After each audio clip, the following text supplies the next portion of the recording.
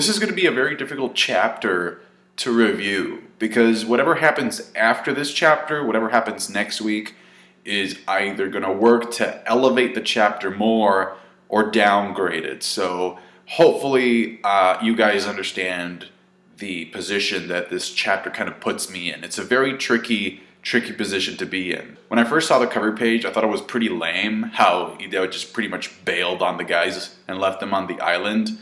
But then I thought about it a little bit more, and it's kind of like, it's clear to me that what he's doing is like, he's forcing them to make the choice. They're either going to get along or not, and a lot of that doesn't depend on him. So by removing himself from the equation, he's just like forcing them to make a decision. So my hoodie is changing colors. I don't know if you, did you see that?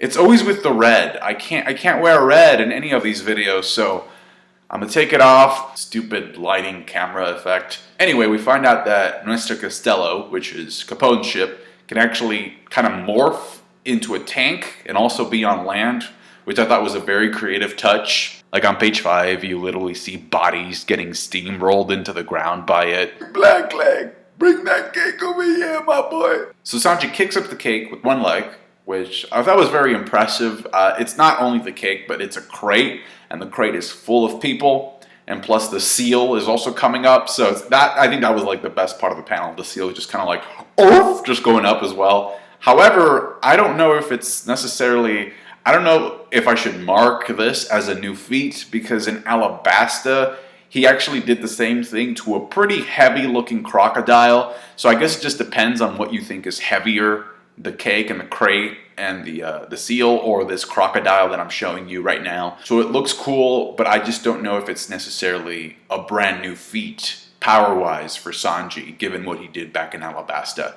Then again, the crate, the wagon, is filled with people, so you can just make your own calculations there. Pudding, however, is still gushing over the black leg. Like, you literally see this panel of her just having like a nosebleed, just like, ah! So again, the role inversion is kind of cool, because usually it's Sanji who's like gushing over women, and now it's not. She actually kind of hyperventilates, because you see this one panel where Vito is kind of like admiring Sanji. He's like, ha!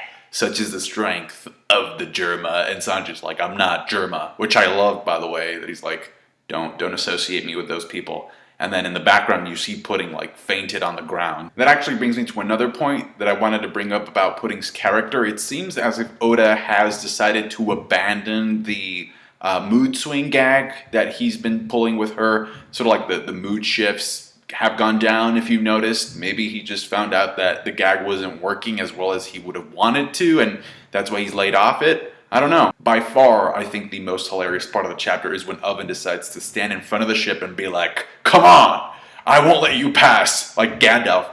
You shall not. Then just kind of gets run over. There's a little bit of a weird bonding situation going on with Pound and Pez, to the point where it got me thinking that maybe Pound or Pez has like a special ability, because, I mean, granted, that's his grandfather, but it's a little bit weird because it's a baby. Like, how can the baby sense a guy that's like so far away, right? It's a little bit weird, but I guess it's a good way of making the chapter more emotional, like through Pez. Like, the baby either instinctively or through some premature form of observation hockey knows that Pound is somebody that he likes and is worried about him when his life is in danger. I'm just going to put something out there, and I know it's going to sound crazy, but I feel like I have to. I feel obligated to do so, because if I don't, I'm going to regret it. So here goes. When we last see Pound in this chapter, he's straightening up his tie, okay?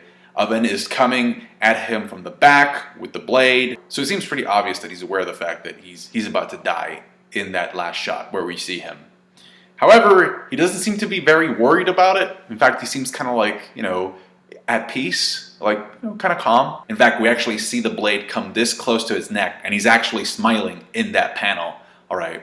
So, again, I'm just going to throw it out there. I do not think that Oda would have dedicated the majority of a chapter and the climax of a chapter to a character that appears to be a side character that would be irrelevant in the future. I just don't believe that. But the biggest thing, and I'll repeat it again, the thing that really jumped out at me was the fact that he literally shows Pound about to die and he's smiling.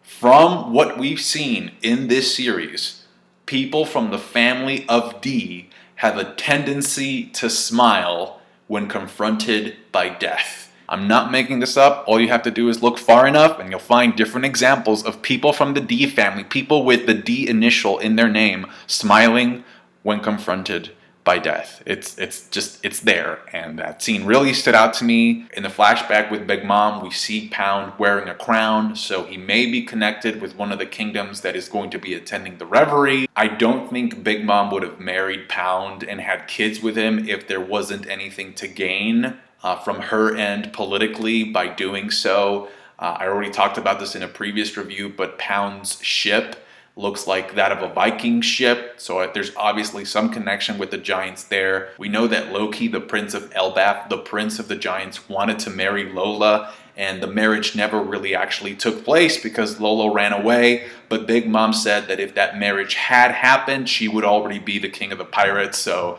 it's like there's a lot of backstory here just waiting to be discovered. So the chapter definitely has to mean more than what we see at first glance. It just has to, especially because we're just so close to the climax of the arc. So Oda was probably thinking, I gotta end this arc, but I also have to set up stuff for the future too. Oven's ability actually turned out to be pretty dangerous. It kind of reminded me of something that Akainu would do, just boiling the water to such a degree that you have like fish coming up to the surface, like a dead shark even floats up. Also, shout out to the cook humor from Sanji. He's like, oh, the fish probably taste delicious with that amount of salt. And then Capone be like, don't you understand?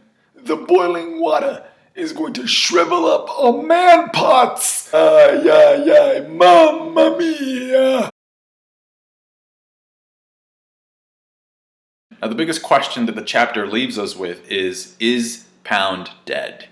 I have to be honest, from a storytelling standpoint, I think if he actually were dead, I think that would be the outcome that I would appreciate the most, because it's actually the outcome that I actually do not expect. So that would be the most unexpected outcome for Oda, to actually just have him die this way and be like, whoa, this just got dark. So from a character standpoint, that would suck because we lose Pound, but from a story standpoint, that would be really, really surprising and shocking. So because that's the outcome that I expect the least, that's the one that I would appreciate more from a story standpoint. But no, I do not think he's dead. I do not think Oven landed that final cut on him for two reasons. Number one, the blade that we see at the end is not curved the way that Oven's weapon was, so I don't think it's the same blade. Not only that, but if you look at that shot where Oven is coming in with the slash, he's using fire on the weapon, so the weapon, the blade is actually heated up, and usually when you cut something with a weapon that is that hot,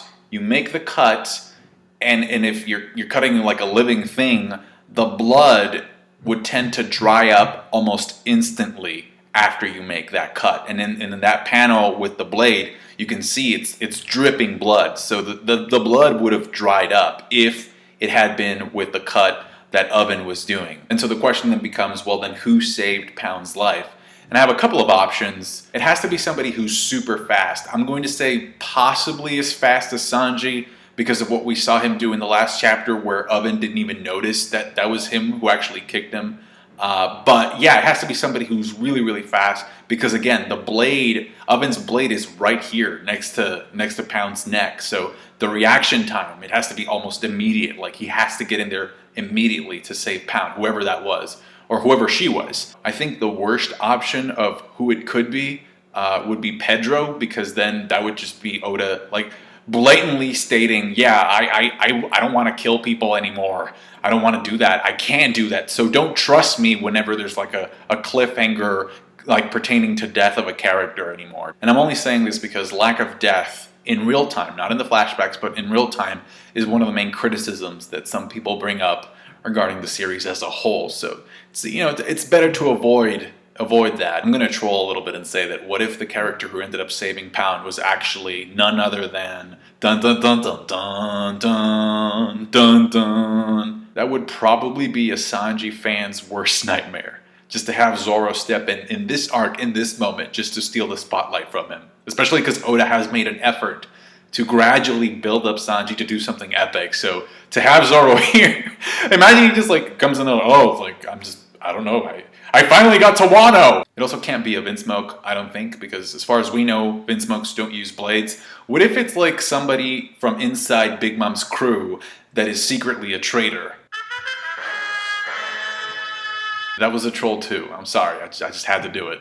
Because I don't know who it is, so please, if you have any suggestions, any speculation, leave it down in the comment section below. I'm gonna lock in my guess. Okay, I'm gonna say it. This is my final answer. I think it's Buggy, alright? I'm gonna go with Buggy. No regrets! I really did love that panel though of Big Mom riding the sea slug with the flea behind her following the Sunny. I just kind of wish the panel was bigger just to sort of like see the scale of like the entire fleet, because it did remind me of something straight out of Game of Thrones, like a, you know, a naval invasion sort of thing. By the way, wasn't Big Mom in Nuts Island? I kind of wonder how they got her to leave that island, but I guess it's like, you know, it's easy. You just have to point her in the direction of the wedding cakey. And that's gonna do it for me, guys. Thank you so much for watching. Again, it was a very difficult chapter to review by itself, because like by itself it's just like an average transitional chapter, but I think the implications of upcoming chapters will serve to elevate it a little bit more. And sort of for that exact same reason, I would highly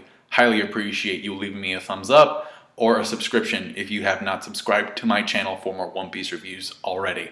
Thank you so much. Catch you guys later. Take care. Bye.